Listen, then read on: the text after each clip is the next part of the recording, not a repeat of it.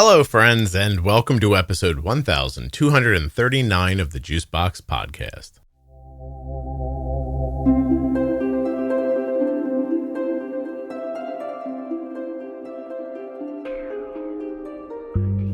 Jenny's back, everybody, and we're doing another episode of Ask Scott and Jenny. That's pretty much it, although Jenny loses power like 20 minutes into it, so there's a whole kerfuffle. Nothing you hear on the Juicebox Podcast should be considered advice, medical or otherwise. Always consult a physician before making any changes to your healthcare plan.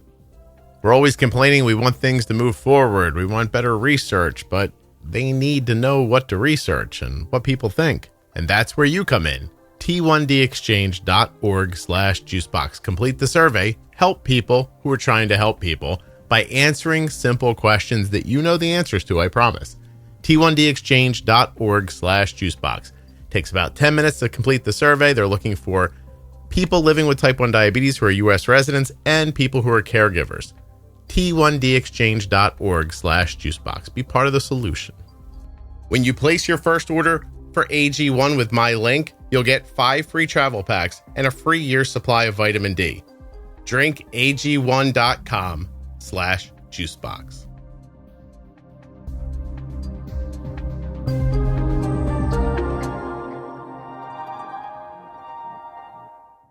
Today's episode is sponsored by Medtronic Diabetes, a company that's bringing together people who are redefining what it means to live with diabetes.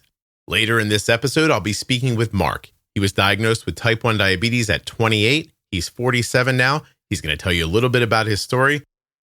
To hear more stories from the Medtronic Champion community or to share your own story, visit medtronicdiabetes.com/juicebox and check out the Medtronic Champion hashtag on social media. This show is sponsored today by the glucagon that my daughter carries, Gvoke HypoPen. Find out more at gvokeglucagon.com/juicebox. This episode of the Juicebox Podcast is sponsored by the Eversense CGM. Eversense is going to let you break away from some of the CGM norms you may be accustomed to. No more weekly or bi-weekly hassles of sensor changes. Never again will you be able to accidentally bump your sensor off. You won't have to carry around CGM supplies. And worrying about your adhesive lasting? Well, that's a thing of the past. EversenseCGM.com/juicebox. Jenny, we are going to do a Ask Scott and Jenny episode today. Woohoo! All right. I have questions. You have answers. Let's get started. I might hopefully have answers. This first one I know is a near and dear problem to your heart. So I'm going to start with this. I would be interested in methods to help support an elderly parent who has type 1. They have a CGM and are on MDI. They're 95 years old. Wow. Yeah. That's awesome. Isn't that great? Yeah. That's awesome. Yeah. But you talk about this all the time. The devices aren't really designed for people with slower motor skills, eyesight, stuff like that. And obviously at some point, this woman got back to MDI. But do you have any thoughts about how to help somebody with this? Yeah, without any of the details, there's got to be a lot of assumption. This person is helping their parent. Did you say it is? Right? Support an elderly parent. An elderly parent.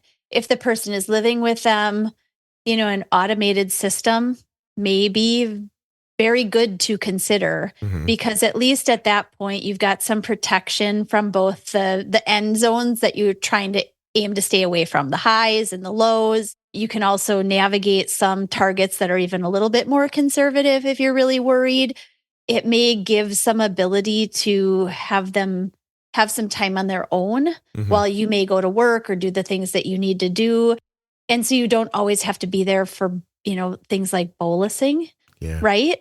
There's a whole host of other things to consider if you're looking at nursing home and those types of care situations, which are very difficult to navigate with any type of technology. But if you're the main caregiver for an aging or an elderly, parent or loved one, some of it can be a little bit easier with some of the newer technology that we have because you have visibility then to what's going on. Are you thinking iLet? Are you thinking like Omnipod 5? What is your...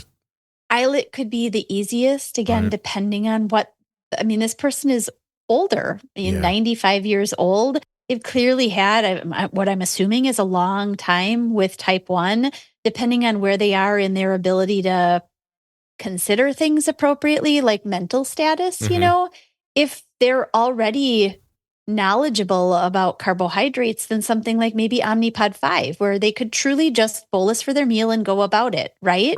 Might be easier than, eyesight starts to kind of fail, and drawing up a syringe or even dialing up a pen and having the dexterity to be able to push the end of the pen in appropriately. All those things are considerations as we age. Yeah. So a pump may be easier in terms of button pushing.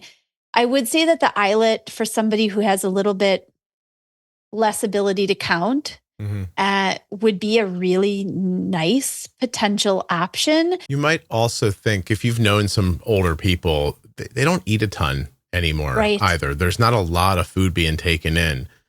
Maybe that like small meal or snack button on the iLet would help, or even, there's part of me wants to say, like, what about one of those patch pumps that you just squeeze it and gives you 2 units? But I don't even know. Maybe 2 units is way too much. There's no way to know. It may be. Yeah. And or because it's squeezable, again, from a dexterity standpoint. They might not be able to do it. Might not be able to do it, or maybe they can't acknowledge how many pushes they've given. You know what I mean? Yeah, no, I do. I mean, these are all the things to definitely explore. I interviewed in the Cold Wind series, so it was an anonymous person who was a nurse in a facility for older people. And if you end up in one of those situations, what's going to be is that they're going to come, they're going to give you a predetermined amount of insulin, and they'll check your blood sugar 3 hours later, and maybe they'll give you some more if it's high enough. And that's pretty much it. Yeah. You will be, in most cases, not all, but in most cases of those living situations for the elderly, typically technology is not allowed anymore. Yeah. I've had a couple of rare cases where the family members were close enough and they would be the ones that came in and did the pump site change, or they were the ones that came in and did the sensor change or whatever. But even there is something happens at 2:00 in the morning. Nobody on staff knows what to do with the system, kind of left until your family member can get there. Yeah. And there are a lot of rules and regulations and things that have to be put into place. So I've told my boys, like, don't put me in one of those places. I mean, they're way too young to even understand, what that is. But like, one of you, it would be nice if one of you didn't get married and just hung around with mommy. We'll flip a coin later and figure out who it's going to be. Be nice if one of you has a basement room that's furnished really lovely, and I promise I won't eat very much. Mommy's riding this 5.5 A1C out till the end, damn it. That's right. All right, well, okay. Well, I mean, it's a tough thing that hopefully we're all going to have to figure out how to deal with. And I don't know that it's going to be an easy answer.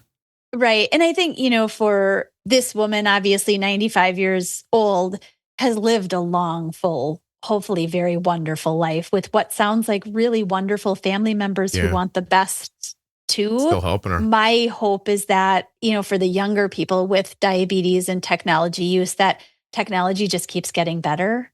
And at the point that you may need some type of care, it'll be to the degree that there's not much that you really have to do to use it. So yeah, that'd be nice. All right, let's move on to, at what point is it justified for me to ask for U200 insulin? My 11-year-old daughter routinely uses over 100 units of U100 Novolog every day, and she is already on 2 metformin pills a day. The large dose of insulin hurts going in, especially the long-acting Tresiba, on days we go untethered. Could switching to a different type of insulin have a difference? So the kid's getting such a large bolus under the skin too that even that is unpleasant. Yeah. Okay. What do you think? And this is 100% correct. They should be asking for U200 insulin. Also kind of questioning their great that the metformin is in the picture already. I would actually recommend them ask their clinician, how much of an impact do you think this is actually having? right? Because, and that would take some comparison, which sometimes in kids is harder to do because they are growing. And so insulin needs will naturally increase as kids grow anyway. But from pre-use to current use of metformin, has insulin really not shifted much? Maybe it's not doing much. And maybe there are other things that could be considered along with U200 insulin. That'll take care of the volume at the site. Yeah. What else do you think would help? Well, again, things that are being considered in use, things like GLP-1s. Yeah. I mean, they're there. They're, certainly not as tested in the youth. They're certainly something that I have heard and seen being used off-label. It really takes an endo team to consider use for something like that. The other consideration, and this is something that's also very near to what I navigate with people every day, is evaluating food intake, right? Yeah. Yeah, you don't know because it's not in the question. They didn't say she's using 100 units and we're eating 300 carbs a day. This could be 50 carbs and this is the problem, which would indicate that it might not matter how low carb you go. Correct. Are there knowable physiological reasons why this happens to some people, or do you just have to say it happens to some people? I think it's easier to say that it just happens to some people. When you're considering type 1 was never included, or I guess resistance was never included along with type 1 until maybe 10 years ago, let's say, in general, where we really started to see the potential that someone with type 1, diagnosed type 1, right, could potentially have resistance along with that. Not necessarily relative to lifestyle factors or whatever, more prevalent from a woman perspective, especially once they get puberty and they get into, their adulthood, where things like PCOS might be in the picture, polycystic ovarian syndrome, right? Yeah. That definitely impacts resistance regardless of type 1. I think that there are people that are more resistant.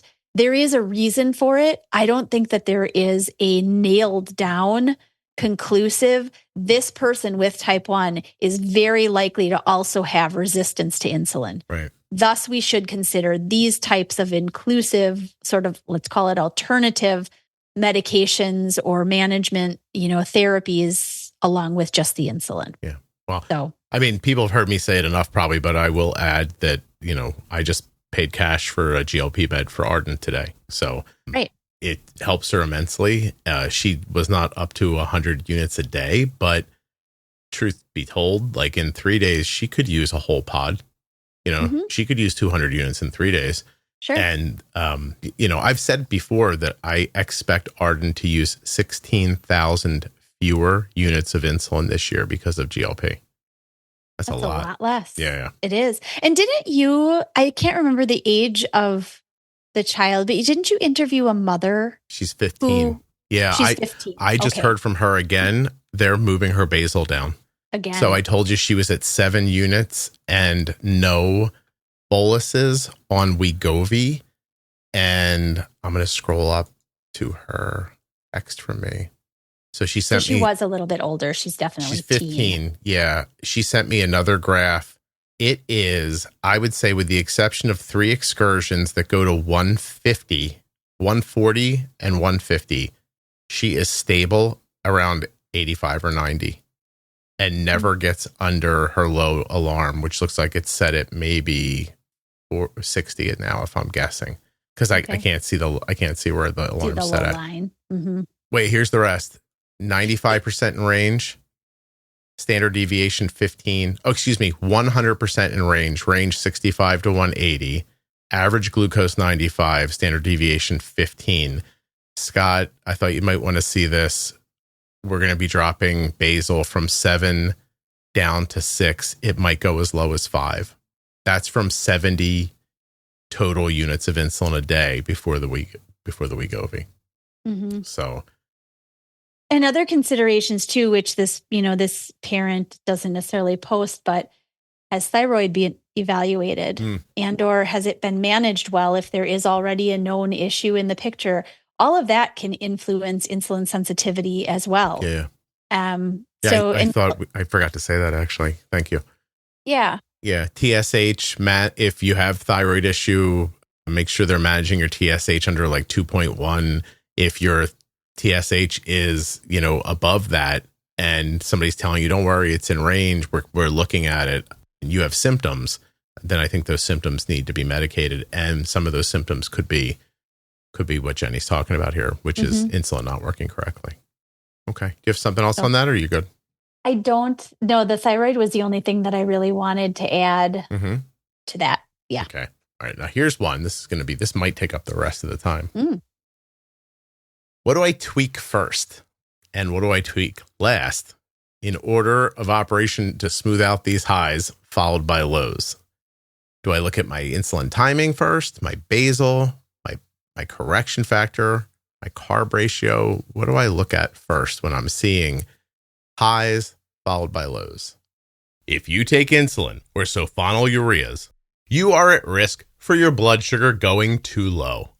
You need a safety net when it matters most. Be ready with Gvoke HypoPen. My daughter carries Gvoke HypoPen everywhere she goes because it's a ready-to-use rescue pen for treating very low blood sugar in people with diabetes ages 2 and above that I trust. Low blood sugar emergencies can happen unexpectedly, and they demand quick action. Luckily, Gvoke HypoPen can be administered in 2 simple steps, even by yourself in certain situations. Show those around you where you store Gvoke HypoPen and how to use it. They need to know how to use Gvoke HypoPen before an emergency situation happens. Learn more about why Gvoke HypoPen is in Arden's Diabetes Toolkit at gvokeglucagon.com/juicebox. Gvoke shouldn't be used if you have a tumor in the gland on the top of your kidneys called a pheochromocytoma, or if you have a tumor in your pancreas called an insulinoma. Visit gvokeglucagon.com/risk for safety information. What do we always start with? We always start first with basal. Basal in the right place. And if you're, again, we don't know anything about the system being used here. Right. If it's a manual pumping system or MDI, look at the base basal, which you have adjustment, to. If not, then look at where there is stability in a basal-only time period with an algorithm. And is it holding things in a pretty stable place? Maybe it's holding it a little higher than you want, but at least it's pretty stable. The expectation then is the basal's probably not the piece that's the most off. So then you could absolutely go to the factors that you can adjust, which are insulin to carb, correction factor, maybe active insulin time. Yeah. All of those things. But when you're seeing graphs, I think it's also important to make note of where did the bolus go in? When did the food start to be taken in?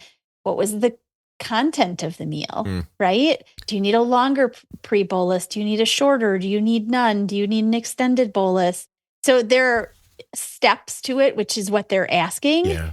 But if you're using the right carb count, as precise as possible, I don't think everything is 100%, but as much as possible, you're doing your pre-bolus strategy, you're getting high and you get stuck high and you have to correct, then it's very likely that it's an insulin to carb ratio problem. You started in a great place, it went up, never came back down, which is the goal of the right amount of insulin for food, is to get it down. If that's not happening, the insulin to carb. Yeah. If you're starting at a normal place, it goes up higher than you want, comes down, but you get to target. It's not the bolus then, it's the timing.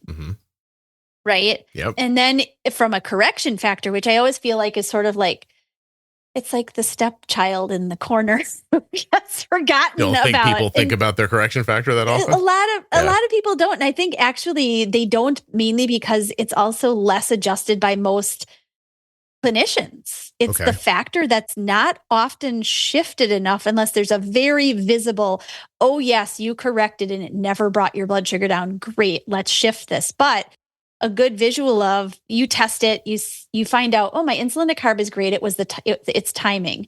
Okay, well, what happens if you start that meal with a higher blood sugar You take the right amount of insulin, you time it, and your blood sugar does come down, but it never lands you at target. Okay. You knew your insulin to carb was right because when you started with a target blood sugar and you bolused right, it brought you to target. This time you're starting high and it never gets you down. That's your correction factor. Nice. Okay. That's a nice way to think. I said nice because it's a clear way to describe it. Yeah. Yeah. I mean, when I see this question, my first thought, if the person was in front of me, I would probably first say, is this been like this forever? Or was this not happening and now suddenly it is happening? If suddenly it is happening, then I'm thinking your insulin needs have obviously changed. And I'm always with Jenny, basal first, make sure your basal is keeping you at the level you want. Also, that's a lot to consider too, because your comfort for where does your blood sugar sit stable and somebody else's might be different. If, Arden's blood sugar is held stable at 90 overnight, then when we go to bolus for something, she's got that consideration of basal happening constantly. But if you're a person who's like, oh, I want my blood sugar to be at 130 overnight, then the truth is you're deficient in basal. Not a ton, obviously, because you found stability, but it's still not as much as your body really needs, or your blood sugar would be lower. And now you have to, so that's okay. If you want to do that overnight, like good on you, like whatever you want to do is fine with me. But then you have to consider that when you're looking at correction factor, insulin to carb ratio, all the other implications, because you're already light on basal. Correct. Yeah. Yes. So if you are thinking that way, it's actually great that you brought it up, because if you're thinking, I feel safe and healthy at 130, floating in overnight, coming into breakfast, and then you're frustrated because during the day, your boluses aren't pulling you down to 100. Your basal's weak. It's likely that your basal is the deficit there. Right. The way I've always said it, and you'll hear me say it in like the pro tip series, is that if your basal is supposed to be 1 unit an hour and you're using 0.7, then every hour of the day you're deficient 0.3. So after 1 hour, you're down 0.9, or after 3 hours, down 0.9. After 6 hours, you're down 2 units almost. And then you go along and you bolus for something that your carb ratio says it only needs 3 units. Well, that's great, except in the last 6 hours, you're deficient 2 units of basal. You make a 3-unit bolus for the meal. All you've done is replace the basal, and there you go. The blood sugar's off to the races. So, I mean, basal first, because I think nothing works well if your basal's wrong. Then I try another meal. And then just like Jenny said, does it shoot up and then come back down? Maybe your pre-bolus was too short. Does it go up and stay up? Maybe it's not enough insulin. Does it take a while and then go up? Maybe there's, fat or protein in your meal that's pushing you up. You're not considering. There's keep messing with it. You'll figure it out. Well, and I think in this train of thought, when you are trying to figure it out, I think it's beneficial to actually truly try to cover a meal that's not necessarily void of fats and proteins, but not terribly heavy in it either. Because if you're really trying to get a handle on, is it the insulin to carb ratio, then really what does our rapid insulin, what's it formed to cover? How many times have you thought, it's time to change my CGM? I just changed it. And then you look and realize, my God, it's been 14 days already, a week and a half. Feels like I just did this. Well, you'll never feel like that with the Eversense CGM, because Eversense is the only long-term CGM with 6 months of real-time glucose readings, giving you more convenience, confidence, and flexibility. So if you're one of those people who has that thought that I just did this, didn't I? Why do I have to do this again right now? If you don't like that feeling, give Eversense a try, because with Eversense, you'll replace the sensor just once every 6 months via a simple in-office visit. EversenseCGM.com/juicebox to learn more and get started today. Would you like to take a break to take a shower? You can with Eversense without wasting a sensor. Don't want anybody to know for your big day? Take it off. No one has to know. Have your sensors been failing before 10 or 14 days? That won't happen with Eversense. Have you ever had a sensor get torn off while you're pulling off your shirt? That won't happen with Eversense. So no sensor to get knocked off. It's as discreet as you want it to be. It's incredibly accurate, and you only have to change it once every 6 months. EversenseCGM.com/juicebox. Right now, we're going to hear from a member of the Medtronic Champion community. This episode of the Juicebox Podcast is sponsored by Medtronic Diabetes. And this is Mark. I used injections for about 6 months, and then my endocrinologist in the Navy recommended a pump. How long had you been in the Navy? 8 years up to that point. I've interviewed a number of people who have been diagnosed during service, and most of the time they're discharged. What happened to you? I was medically discharged. 6 months after my diagnosis. Was it your goal to stay in the Navy for your whole life, your career? It was. Yeah. In fact, I think a few months before my diagnosis, my wife and I had that discussion about, staying in for the long term. And, we'd made the decision despite all the hardships and time away from home. That was what we loved the most. Was the Navy a lifetime goal of yours? Lifetime goal. I mean, as my earliest childhood memories were flying, being a fighter pilot. How did your diagnosis impact your lifelong dream? It was devastating. Everything I had done in life, everything I'd worked up to that point was just taken away in an instant. I was not prepared for that at all. What does your support system look like?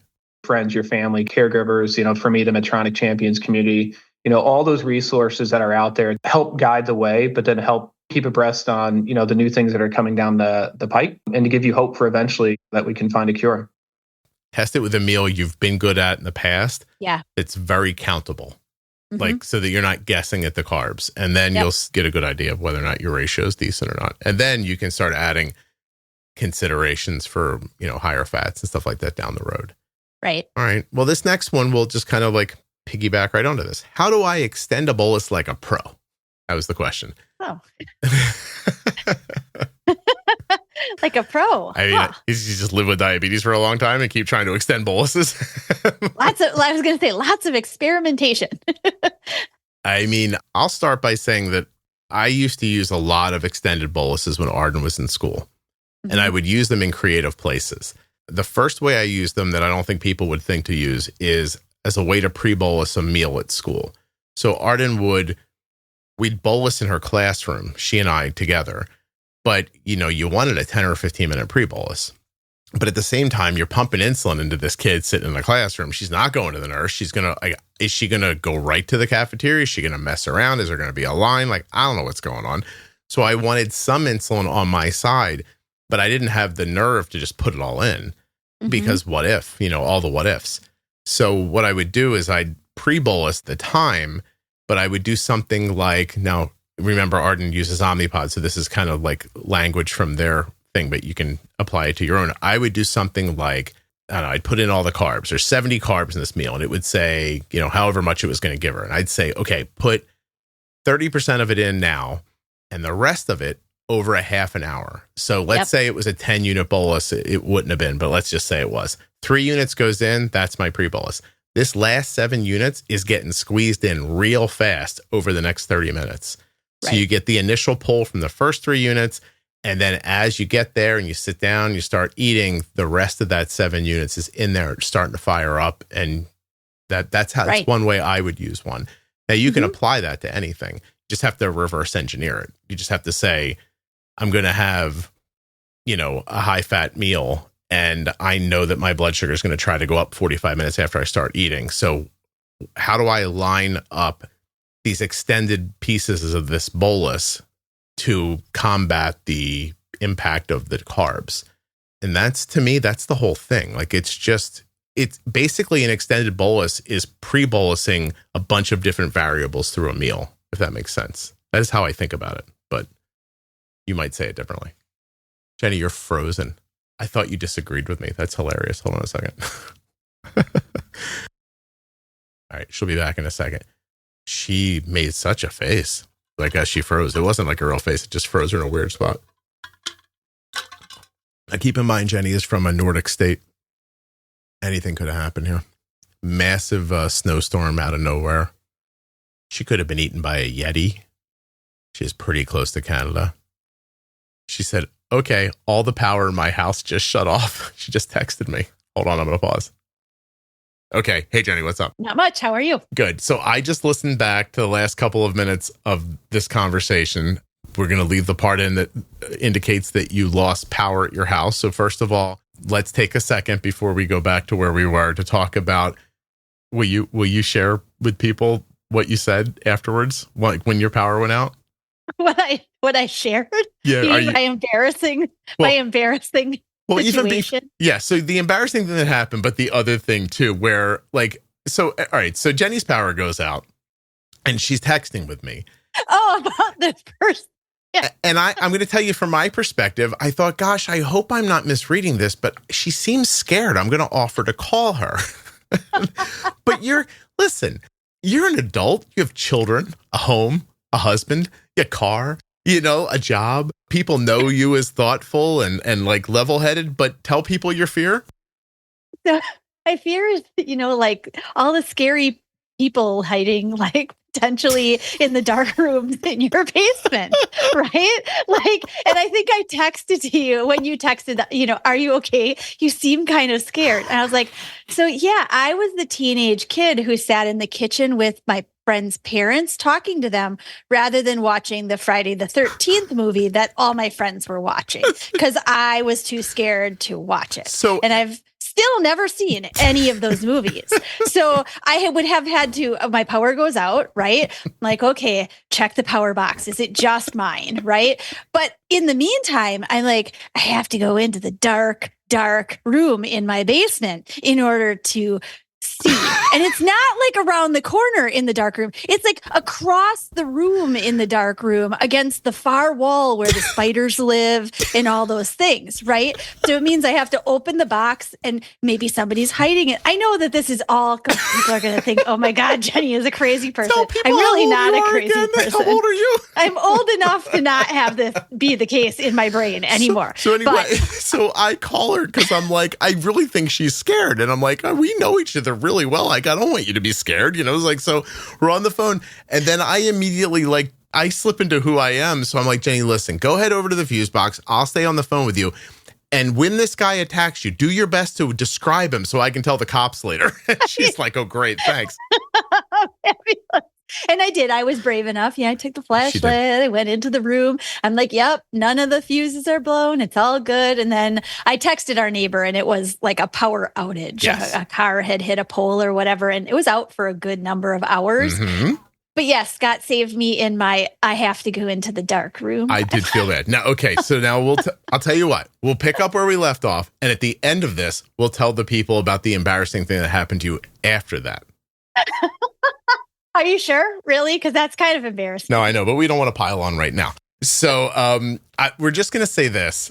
I don't know where we left off. We were talking about extended boluses and like how to extend a bolus like a pro. So yes. Like, I got to be honest with you. Like, I don't know what we talked about. So if you all feel like we didn't do a good job with that, send me a note and we'll do extended boluses again sometimes. But it's going to be too disjointed to go back and try to figure out where we were and come in the middle of it. And I think that we did something about how to do extended why. I think we were talking about scenarios as to why you do an extended bolus. And even some of our algorithms today that don't even allow an extended bolus unless you choose to go back into manual mode to utilize that for what you need to, right? Right. Okay. So let's just go on to the next question, which is what to do if you really don't like to count carbs and you just want to eyeball it, but your guesses are always right. Laugh out loud. I'm just trying to think of things because honestly, you have answered so many of my questions that I've been listening. Okay. So she wants to know, how do you eyeball carbs? I guess is the overarching question. Yes. Do you really count? Like, do you look on boxes and weigh things? I would say a lot more of mine is eyeballing. And also, if there is a packaged item, I don't buy packaged items that I haven't purchased before. We're really, in what we bring into our house, we're careful about a lot of ingredient stuff. Right. So I tend to buy the same things over and over because I know that they work. And because I've done that, I already know like how many crackers is this particular brand. So I don't really look at it anymore. I just know it from previous use. But other things, like fruits and vegetables and stuff that don't come with a label on them, those become more of an eyeball. And there are some things that I use a food scale for, to use carb factors and get a more precise count, things that I don't eat all the time and that my guesstimate, I'd rather have a little more precision, like a sweet potato in winter or something like that. But I would say a lot more of my meals they're intelligent estimates because I've been doing it long enough that it works. Yeah. Or you can just look at a plate and go, this is usually about, when I have meatloaf, it's usually about 50 carbs because I have potatoes with it and there's carrots here and some gravy. And or that I've made the recipe before and the recipe had nutrition information. And I can it's like a memory component. I should say that I don't mean that I'm guessing like, oh my gosh, there's definitely 50 carbs here. I think of it more as like, well, there's the insulin that 50 carbs in the pump will give me's worth of impact from food here. I know that sounds weird, right? Like I don't actually guess the carbs so much, although I do count sometimes, but it's more like if you had hunks of chicken and there were breading on it and French fries as an example, I would basically just count the French fries and go, 2, 4, 6, 8, 10, 12, 15, 18, 20, and then 5, 10, 15, 20, like here for the nuggets. And then I'd look and go, is there sauce? There's sauce, 5 more. Is this greasy? Maybe another 10%. Here we go. Like, that might be how I would do it. And that's kind of along the lines of when we do more like advanced estimate counting kind of information for people. There are easy tools like a woman's fist is about the size of a 1-cup portion. So again, you're not going to carry measuring cups in your purse, but you do have your hand attached to your body. Yeah. I have a big hand. I was just wondering how big my fist is. And it's a woman's fist, not a man's fist. Okay. A woman's fist is about a cup. So if you know how much from measuring things like pasta or rice or other carbs worth a cup portion, and you're out in a restaurant, you could say, well, it looks like there are 3 of my fists of pasta on this plate. Yeah. So you can estimate then a little bit more precisely based on known factors you've had before, right? I'm going to ask a question to kind of piggyback onto this one. Now, I want to say before I start, there are times when I ask questions because I know the answer to them and I want to have the conversation. This one, I don't know the answer to. And I might be pulling this out of my butt and I might not be right. I'm starting to wonder if with all these automated systems, if getting your meal bolus exactly right is going to be, it's going to sound crazy, but as important moving forward as it is now. Because if I'm having 50 carbs and I guess 45 and I start heading up, the algorithm's going to start pushing insulin pretty quickly, right? Correct. Depending on the algorithm, some are more aggressive than others. Some will turn that around faster and you won't have to adjust with extra insulin. Some are a little slower and you just have to wait for enough give to get in the picture to make a difference there. But in the case of looking at that data, then somebody who doesn't really just want to rely on the system catching the 5 gram difference or the off count or whatever, some people are great with that. And others are going to say, okay, I'm going to look at my data and I'm going to say, well, it looks like the system is always giving a lot after my breakfast meal. I probably need to either count more with precision, or maybe my ratio isn't quite right. So I think there are 2 ways to think about it. People who want a little more precision in their dose settings, and then other people where if the system is going to help them and they're okay with this type of a rise fall, they just let it happen. And then, until the system isn't containing it the way that they were used to, and a setting then may need to be shifted for them because something has changed.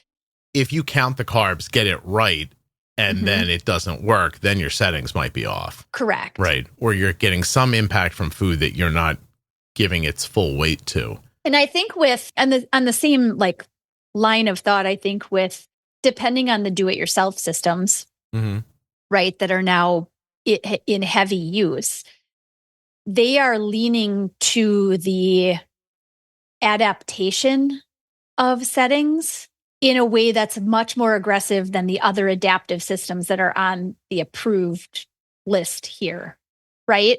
So settings are going to adapt based on total daily insulin or a set of data that says it looks like you're trending to needing a little more coverage. It looks like you're trending to needing a little bit less. And some people have found that they don't even bolus with some of these systems, right? They don't even announce anything. And depending on the system they're using, the system may use this particular piece of the algorithm versus this based on the rate of change and the other settings that they've told it to work with, right? So like if Omnipod 5, for example, sees like a bigger use of insulin over 2 days, then on that 3rd day, it may just start being more aggressive because it expects that's what you need. Also, Arden, who's wearing IAPS, which I think she's going to switch from soon to another branch of it. But that one has a dynamic everything. It's dynamic Yes. basal, dynamic insulin sensitivity, dynamic carb ratio. I have it all turned on and it works pretty well. Mhm. Okay. And you know what? Let me just tack on to the end of this. The other idea about being on the algorithm is, let's say your basal's a unit an hour.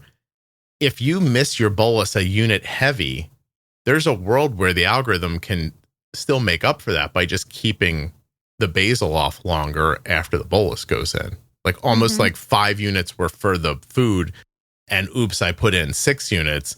I'll just keep the basal off an hour longer and make up the difference there. Basically, I pre-bolused the next hour's worth of basal with the over-bolus of the food, the mistaken over-bolus of the food. There's a lot of different ways to think about timing once the algorithm's involved and it's giving and it's taking away. Right. And I think it's the more automated use of eons ago. The term coined by John Walsh was the super bolus option. Right, where you'd give a lot more upfront and then you would manually set a temporary basal decrease or suspend, assuming the upfront coverage was to stop a quick rise. On the back end, you took away what you added in the front. But now our automated systems can absolutely do without It's exactly what it's doing. Yeah. Okay, this one's not going to be easy, so we'll just jump right into it. Because there's a lot of just opinion here, but how would you go about putting a pump on your daughter when she's 7 years old and she's dead set against wearing a pump? I know what the right approach is. She's 8 months into new diagnosis. I co-parent. Our daughter is split 50-50 between me and my ex. He told her it will be up to her when she wants to wear one, and she's sticking to that. And as you can imagine, that's messed up my plan pretty good. So this is interesting because I just had a conversation on the podcast the other day. I interviewed a physician whose child has type 1. And she shared with me, she said, I agree with you, Scott. I've heard you say this on the podcast before. I don't let kids make medical decisions. And I'm like, okay. And she goes, and I get the other part of the conversation too, with autonomy and body positivity and like those other concerns. And she's like, but from my perspective, after she wore it for a little while, she was okay. And the getting over the hump is what she thought was the problem. And I was like, it's interesting because I feel both sides of that. I do too. Yeah. You know what I mean? Like I wouldn't want to make anybody do what they don't want to do, but you also can't, I mean, how many stories do you hear about like kids like, no. And 5 days later, like, this is fantastic. I haven't used a needle in 5 days. So, you know, I don't know. What do you think about that? I do very much agree with the doctor you talked to. In general, the adult brain isn't really completely adult until like to age 25. So when we talk about kids, they're underinformed in a way that it's also because they're not at the level of understanding the depth that an adult truly has in understanding. Benefits here reach far. Yeah. Kids also, of kids with diabetes who have caregivers who are navigating it with and for them, pretty much, they can't understand or grasp the gravity of what their parents are doing for them. Right. And some of the navigation, as it sounds like this parent is kind of emphasizing, is they need some life back too. They need some assistance with dosing that can be a lot more precise and potentially offsetting feeding insulin because it doesn't have to be there in such imprecise doses. Right. And so I also agree in the fact that many times kids adapt pretty quickly. They may really dislike it to begin with. Maybe it's a week worth of complaining and annoying. But as you said, less injections, man, for the most part, goes over pretty darn well. Yeah, I think there's going to be outliers, obviously, and there's a spectrum here of how the response is going to be, for sure. Now, if my kid was having a complete meltdown and, like running into walls and screaming, I'd be like, oh, okay, hold on, like, let's wait a second. Right. But just a kid who's like, I don't want to do that. Well, of course they don't. I mean, Jenny, you put on a pump every day. If I gave you the choice, would you want to do that? Like, you know what I mean? Like, nobody wants to do that. Like, it's hard because you get this diagnosis and we're very much fans of telling people like, you're going to live a perfectly normal life. I think that's true. It's not going to stop you from doing anything. I think that can be true. But, most people don't walk around with a couple of things stuck to their arm or their hip or their belly or something like that. Right. There's an adjustment to be made there and an acceptance that has to come. Right. You know what I mean? So I wouldn't be a fan of just looking at a kid one day and being like blurting out like, hey, we're getting this CGM for you. You're doing it. I don't care what you think. Correct. Yeah. I think you got to parent your way through it and support them. And like, there's got to be love there and compassion, and we're going to do this together. And I know you're wearing it, but I'm going to be here. And I wouldn't be, I'm not a fan of just like, do it. But correct. I'm also not a fan of letting an 8-year-old make a decision about their health. Make the decision. Yeah. And I also think that there is a way of discussing that piece that you want to bring in a way that makes sense at their level, at their age level, at their education level.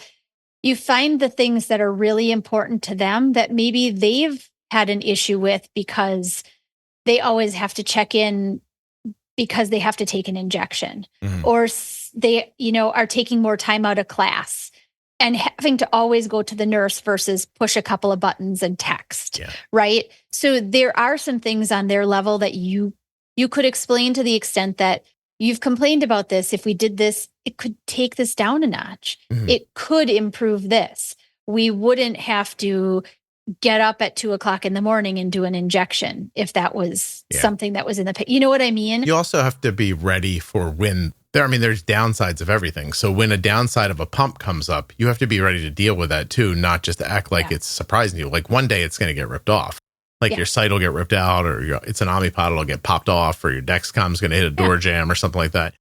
You don't want to be ill prepared for when something like that does happen, because otherwise the kid's going to be like, see? Now this is a hassle, and you're going to be left by going like this. I think you have to tell them up front, like, it's not going to be perfect, but we'll try to measure our wins here and see if they're not greater than the ones we're having right now. Right.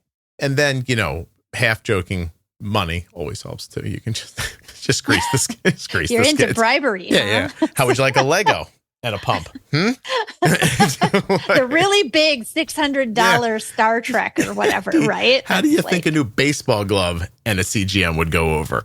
I mean, I very famously in one of my episodes, older kid wasn't pre-bolusing his meals, and he was almost out of high school, if I'm remembering the conversation correctly. And he wanted to start a business of chopping trees when he got out of high school and needed a chainsaw. And I said, the mom was like, I'm going to end up having to buy the chainsaw initially because the kid doesn't have any money. And I do want to help them. He's got a truck, going to get off on this thing. I said, why don't you sell pre-boluses for $1, like in a jar, and tell them, look, for the first 600 pre-boluses, I'll pay you $1 for each one of them. You get to 600, I'm done paying. You can buy your chainsaw. And I don't know if they ever did it or not, but I felt like a genius that day. That's a great idea. Not bad, right? Like everybody gets something. You got something to work towards. You feel like you're doing something for yourself. The mom's being supportive because they were just stuck in a battle. The kid wasn't going to do it. And, I'm not saying you should bribe people, but I think what I'm saying is you can like wave shiny things in front of kids and make them forget what they care about sometimes. And maybe this is one of those situations, if it is. Now, if you have, again, some over and above problem, sensory issues, like, I'm not certainly saying just be like, screw you, take the pump, Well, and I also, in this situation, it is a hard one because it seems like they're not really on the same page. It's almost like a give from one parent. I think it was the dad who was like, whenever you are ready, whatever, kind of again, you make the decisions child, right?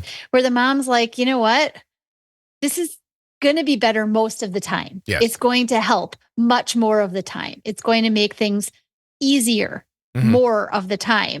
And it's hard because they're completely on opposites. Yeah. Listen, I'm over 50, so I'm going to sound old, but in the entire time I was growing up, no one ever once asked me what I wanted ever in my whole life.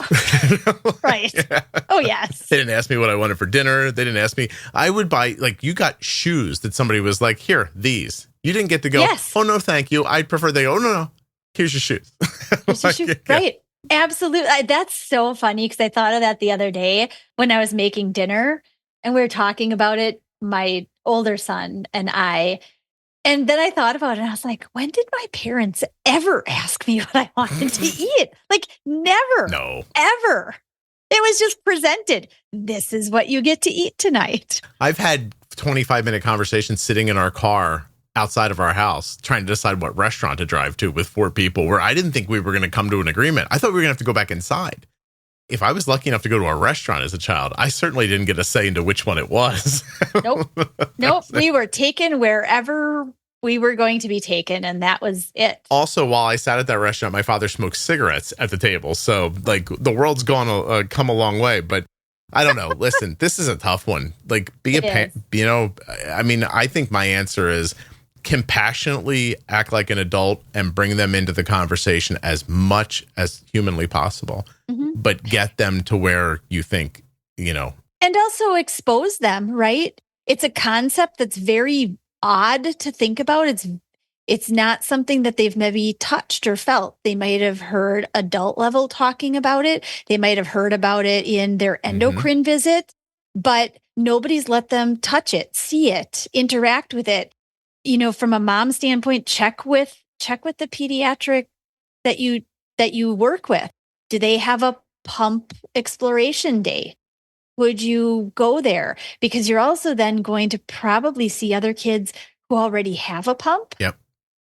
And that visibility makes it a lot easier for a child to be like, oh, I guess I'm not the only one considering this. I can't tell you how many "can you show me your pump" posts go up on Facebook. Like, can somebody please show my daughter like this or that? Like, I contacted Arden recently. And I was like, can I put a picture of you up with your pump on? Like, this little kid, you know, and then I got a nice note back. Like, oh my God, like, you know, thank you. She thought Arden was pretty and now she'll do it. Like, you know what I mean? Just like that. Yeah. Like, that's simple, you know? Makes a difference. Yeah, absolutely does.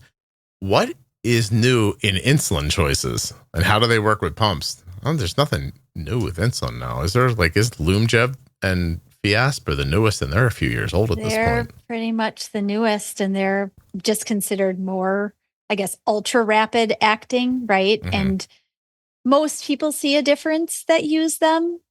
Not everybody does. Yeah. And some people see wider variability. But yeah, I mean, in terms of insulin, they're the more rapid acting. I would say the next would probably be the inhalable insulin, Afrezza. Oh, okay. Yeah, that doesn't go on a pump, though. But yeah, that's new. Right. That's new. You just said something. I'm going to, like, 'cause there's not much to say here. Like, the insulin is what it is right now. There's nothing new. They work in, you know, they're, as far as working in pumps, there's one, right? Apidra doesn't work in... Apidra you cannot use in the tandem. The tandem one, right? The tandem pump. And they'll tell you can't use it in Omnipod, but Arden's been using an Omnipod for like 8 years. So, but that aside, you just said something really interesting. My God, don't let me lose my thought here. We see people, some have luck with it, some don't. At what point do we wonder, is it the insulin or the people's knowledge of how to use the insulin? Like, why do we so easily say, oh, that works for some people, it doesn't work for other people? And we say your diabetes may vary and all that stuff. But what if what's really happening is like you're using it wrong or your settings are way off and then you tell me, Novolog doesn't work. Well, if your basal should have been a unit an hour and it's a half unit of hour, I could see where you would say, but because you see that all the time with like even algorithm pumps, like, right, this thing doesn't work. And then you look at their settings and they're so whacked, like, it would have no chance to work. We never really talk about that, I think, out of kindness, really. But, you know, all those stories you hear in the space about this thing's better than that thing, like, says you. And how do I know you used it correctly?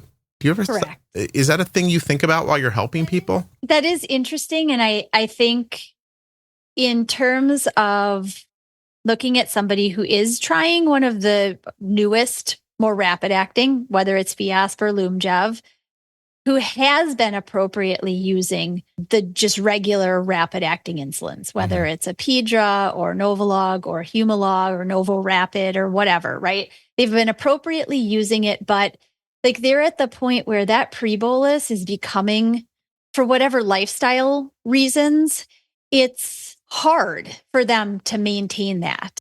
And I think on many levels, whether it's a kid level, a teen level, or even a really busy adult level in a job that doesn't really give them a long time for a break or whatever, right?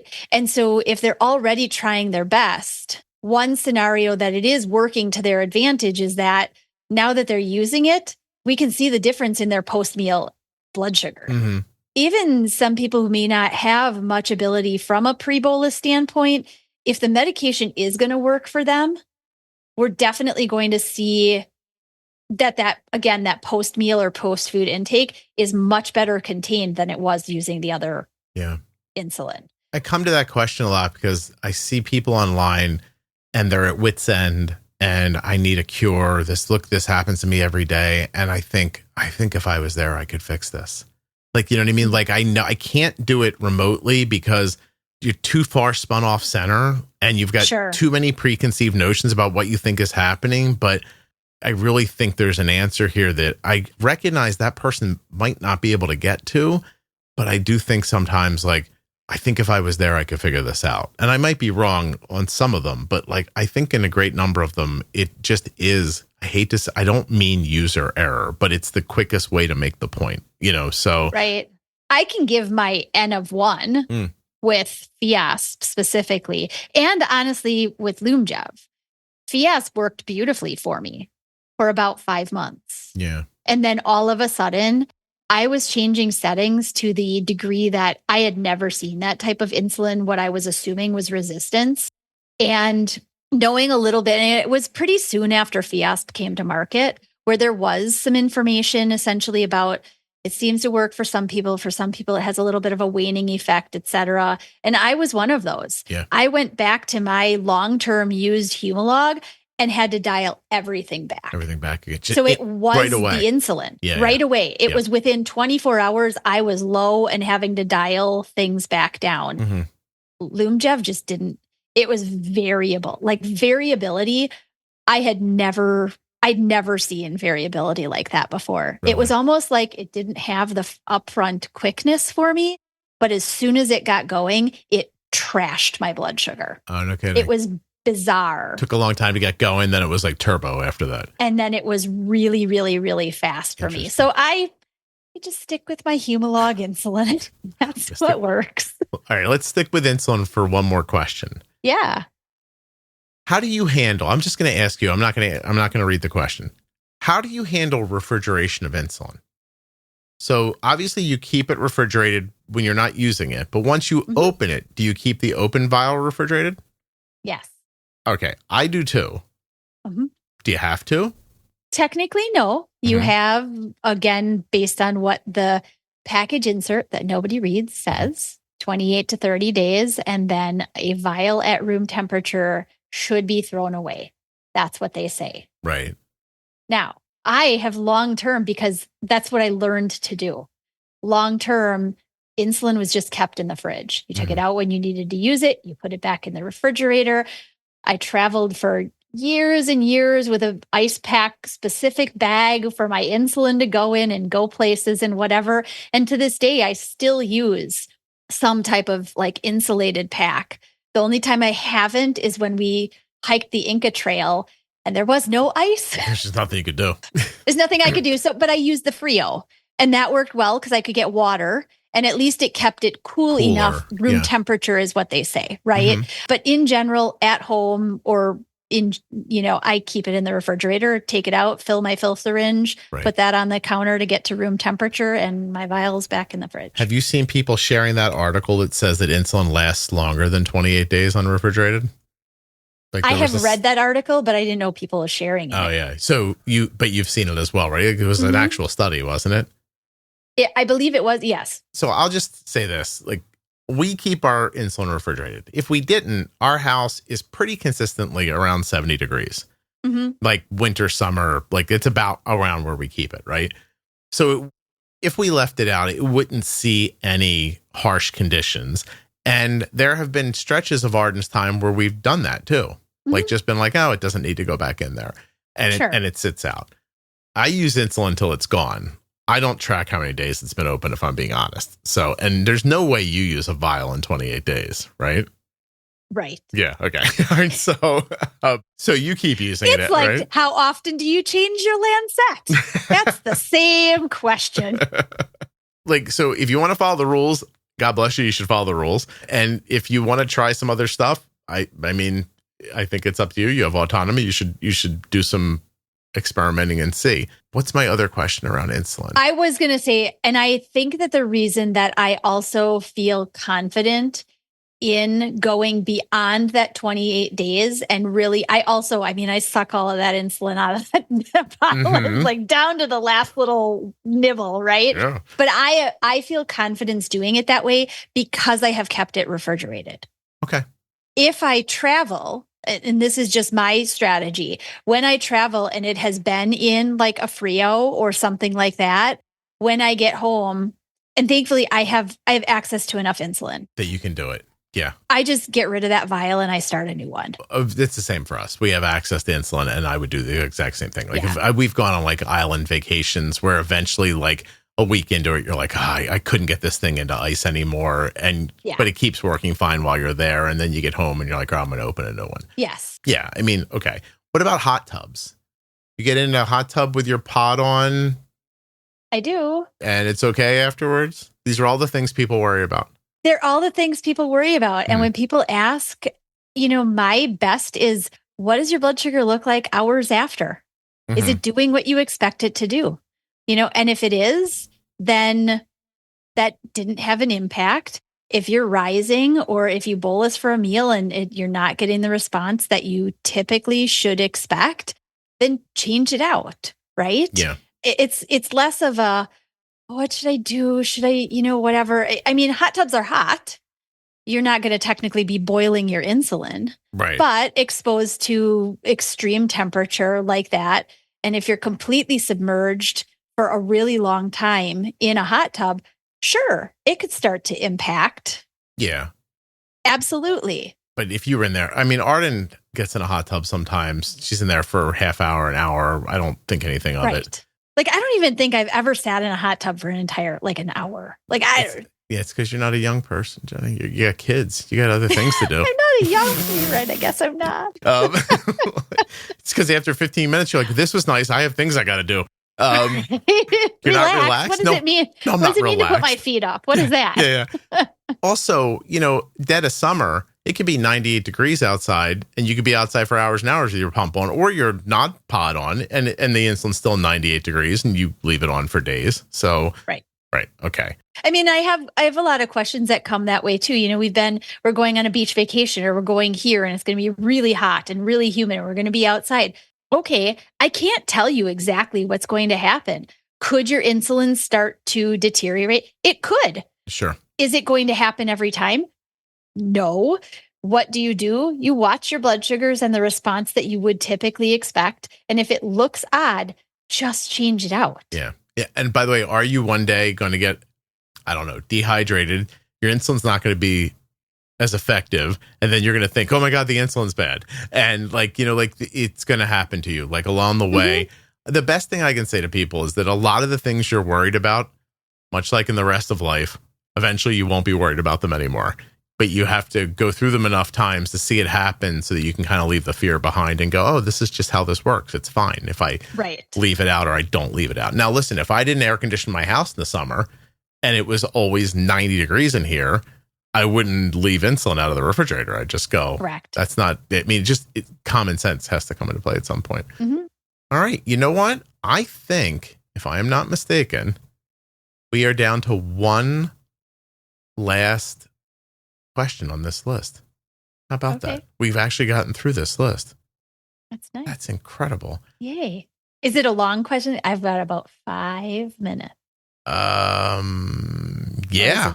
We're not doing it then. No, you're done then. Okay. Oh, all right. So instead, yay. So instead, Jenny, see, you just, and let me say this, we're going to have to bleep this out. You just yourself. Okay. And here's why. Because now instead we're going to tell the story about what happened. So Jenny's power went out and then she had to take the kids where? Oh, I had to go pick them up. At the end of my day, I have to go get the kids from school, right? And power is still out, clearly. And I do have to preface by saying I'm still in the state of my power is out. I had to totally stop this podcast. I had a whole bunch of emails I still had to respond to and data. So I'm in this little bit of like annoyed, flustered. I go in the garage and I hit the garage door button and I'm like, crud, I'm locked into the garage because the electricity doesn't work. So I text Scott and I'm like, oh my God, my garage door won't open. He's like, yeah, pull the string. I'm like, oh my God, I'm dumb. So first of all, she texted me and I was like, oh my God, like I'm really in this with Jenny now. So first of all, your terminology is fantastic because you're like, I'm locked in the garage. And I'm like, no, she's not. And then I'm like, okay. And I'm like, okay, find the motor, pull the cord down, it'll click, and then you can push the door up on its own. And like I explain how it all works and everything. But that's not really where the embarrassment is, right? That's just a thing you never bumped into in your life. Where's the embarrassment at? Well, the embarrassment is the fact that, so I got to school a little bit like late. It was like 2 or 3 minutes later, right? Mm-hmm. And telling the kids why I'm a little bit late. And my youngest. Not your oldest kid, your youngest kid. How old is he? My youngest kid, who is 7. Your 7-year-old. Go ahead. My 7-year-old. Yes. Before I even told them how I actually got out of the garage or what I had to do, I was telling him I'm locked in the garage, blah, blah, blah. And my little guy is like, well, Mommy, did you just have to pull that cord? I was like, oh my God, where were you? Like, 20 minutes ago when I was panicking. My favorite part of the story is when later Jenny says to me, my kid knew how to do that. I was like, yes. Oh, good times. I think it was frustration because if I had looked around in the garage, I'd have been like, oh, look, there's a red and white cord to pull here. But I want all you people to remember you're getting your diabetes information from a lady who felt like she was locked in her garage because the power went off. And so thank you for making me feel very intelligent. You're the one that said you had a couple minutes left. That you could have easily said I had to go. It's all good. It's funny. All right, cool. Thank you. Mm-hmm.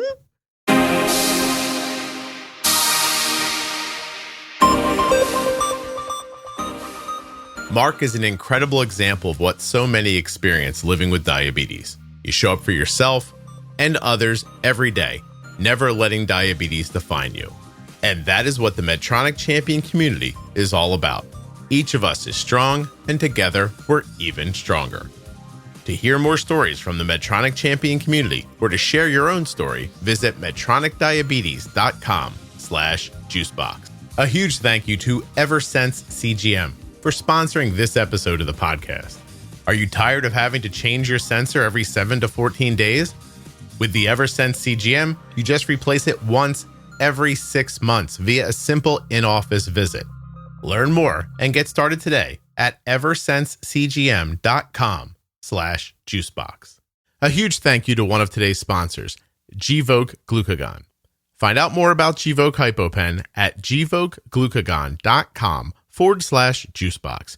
You spell that GVOKEGLUCAGON.com/juicebox.